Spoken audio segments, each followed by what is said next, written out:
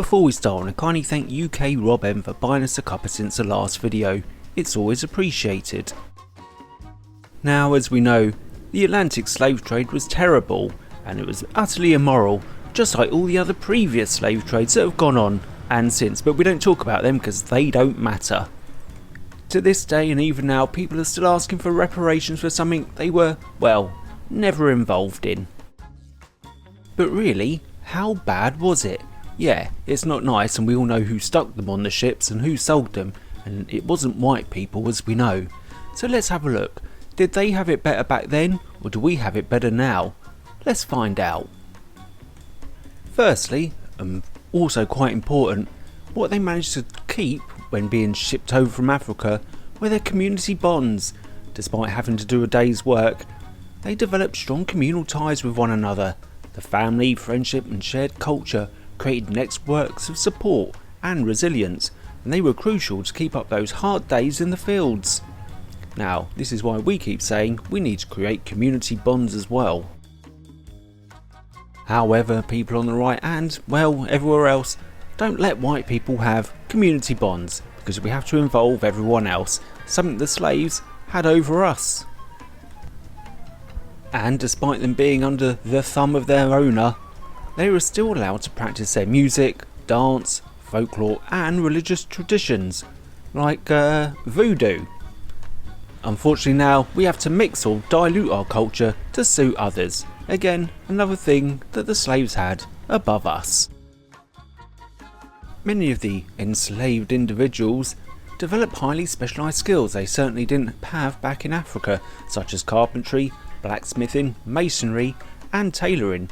Some were even recognised for their craftsmanship, and a few were even allowed to work as artisans or skilled labourers, gaining knowledge and expertise that could be useful in their later life. Remember, they built our countries, and this experience gave some former slaves a foundation for earning livelihoods once slavery was abolished. But come on, St Harrison, they didn't want to be there, and if they didn't do their work, they got whipped. Well, yes, that is true, but on the other hand, they got housed. They were provided with housing by their enslavers. These homes, whilst they were basic at times, offered shelter and some degree and maintained the comfort of well-being for those living in them. In some cases, cabins or living quarters were constructed to support the families, ensuring they could all live together. And they would maintain these accommodations to ensure their workforce remained healthy and able to perform their tasks. So not only did they get a job, they also got a house to live in as well. How nice. Unlike these people. Even out in the sun, these houses must have been very expensive. Well, the enslaved individuals didn't have to worry about paying rent, as housing was provided to them at no cost. Their living spaces were arranged and supplied as part of their role on the estate, which removed the financial burden of securing a place to live. The system allowed them to focus on their work without the need for financial transactions related to their housing. Unlike us, where this is the average monthly rent in the UK, and we still have to work. After a hard day's work, how could they afford food, even though they weren't getting paid? And their house was free. Well, food was generally provided to the individuals, ensuring they had the sustenance necessary to perform their work. Many enslavers supplied meals that were designed to meet basic nutritional needs. In some regions, enslaved people were even given land to grow their own food, which allowed them to supplement their diets with fresh produce and maintain a sense of self-sufficiency. Again, things they couldn't seem to do back in Africa. Unlike us, where this is the average price of the weekly food shop once you finish paying your rent. Now, whilst they didn't get to pay for their land that they managed to grow crops on and other stuff, after gaining freedom, some of the former slaves were able to accumulate resources and acquire the land that they'd been cultivated and keeping it until modern day, or until someone bought it off them. Unlike us, where a plot of land this size would cost this much. Come on, they got their house for free, they got land for free, they got food for free. Surely to God they had to pay some bills. No, enslaved individuals were not responsible for paying bills or managing financial obligations related to their living expenses.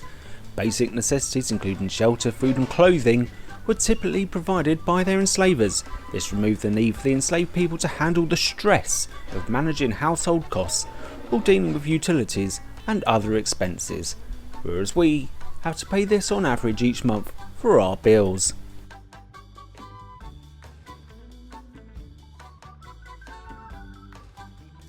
This is all very well, but surely they got told off if they spoke out of turn.